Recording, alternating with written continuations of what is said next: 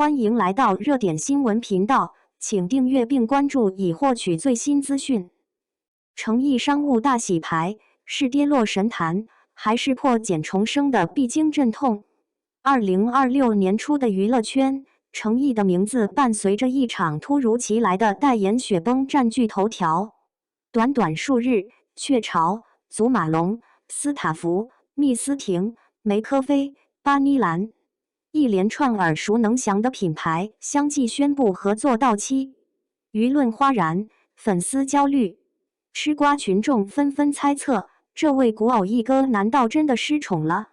然而，拨开数据的迷雾，审视行业运作的底层逻辑，我们会发现这并非一场商业价值的溃败，而是一次艺人职业生涯转型期必然经历的正常节奏。一、表象与真相。是被抛弃还是避风头？乍看之下，半年内6个代言集中清零，确实触目惊心。但细究品牌方的措辞，友好结束，自然到期，合作愉快成为了绝对的高频词。这与艺人出现负面舆情时的品牌秒删和解约声明有着本质区别。业内共识指向了一个更理性的解释：交接期风险规避。诚毅与欢瑞世纪长达10年的经纪合约，恰逢此时到期，新旧团队交替，权责尚未完全厘清。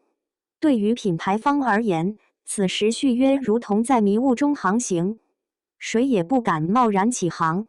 这并非针对诚毅个人，而是商业逻辑下的自保本能。正如业内所言，这是行业常规操作，并非诚毅个人商业价值下滑。2. 数据的双面性，存量衰退与增量爆发。诚然赴山海等剧集口碑的波动，引发了市场对其抗拒能力的质疑。部分短期代言的流失也反映了品牌对现状的观望。但这只是硬币的一面。另一面，诚毅的商业基本盘依然稳固。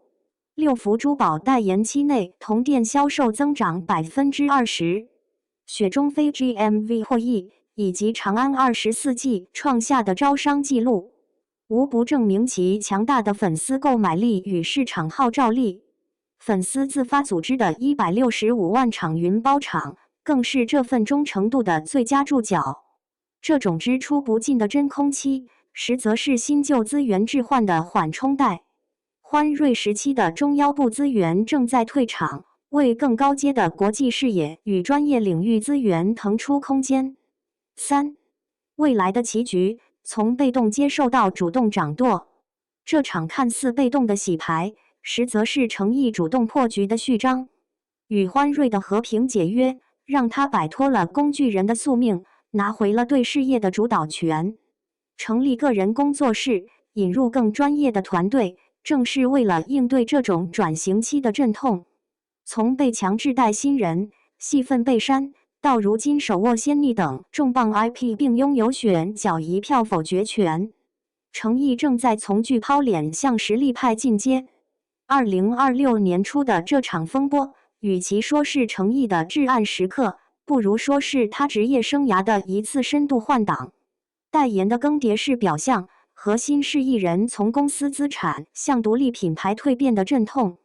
短期的真空是为了长期的升级，暂时的观望是为了更精准的匹配。